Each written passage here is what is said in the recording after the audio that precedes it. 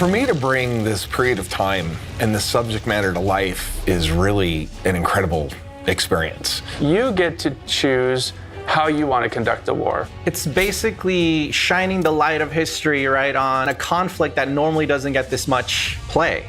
It's quite an honor, and I hope that we do the subject matter justice because it's something that we don't take lightly.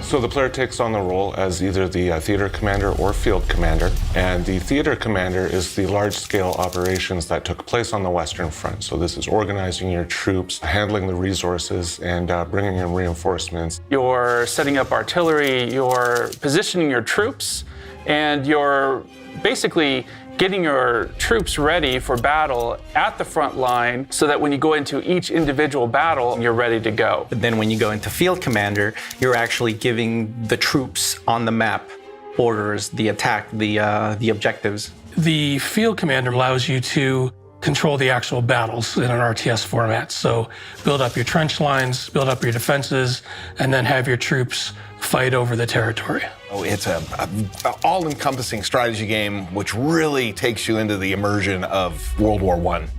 World War I was a battle of inches. Trench warfare was something that we wanted to mimic in our game. You get to place the trenches onto the battlefield yourself. In preparation for battle, you're positioning them in the right way to create interesting fields of fire so that you can defend oncoming waves.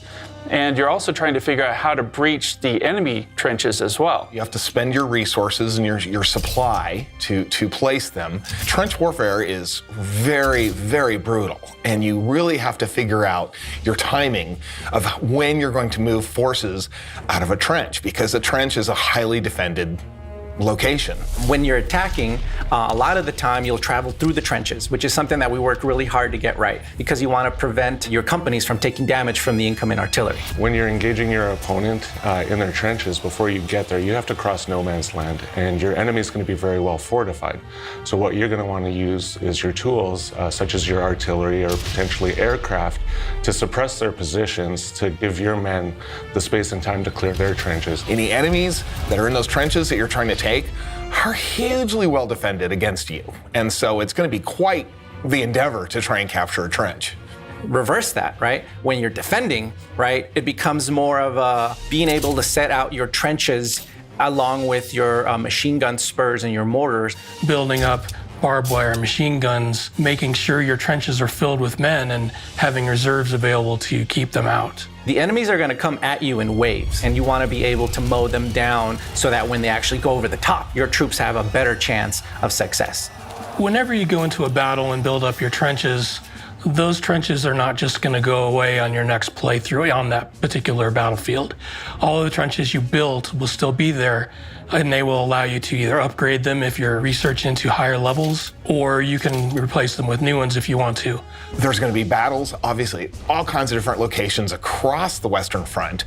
And as those battles take place, what was once beautiful green countryside is going to get destroyed, demolished, burned, charred, bombarded. And on top of that, you have a seasonal change as well. So you have winter, and you have summer, and you have rain, and those things are also going to play an important role in how you conduct yourself as the field commander in the game. So for example, in the winter, you might be fighting in the snow, and in the snow, your troops are going to have less morale, and they're going to move slower. Whereas in the fall, where it's more rainy, artillery is less impactful because the mud will absorb all of those shells. So that will change how you want to load out your battles and how you fight them out.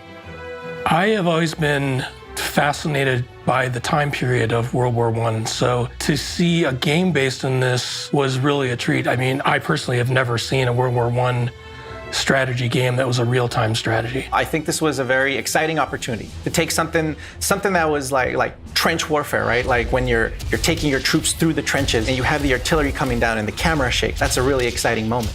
Traditional strategy RTS games, it's usually about going in and just defeat all the forces of the enemy on the map and you win the battle, or you lose all your forces and you lose the battle. In this game, retreating, surrendering, ceasefiring are all very, very viable tactics.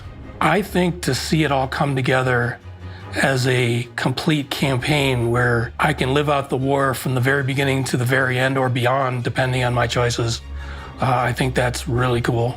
We're all delighted to have the opportunity to give everybody a look into what's going on inside the Great War Western Front, and we're very excited to show more in the near future.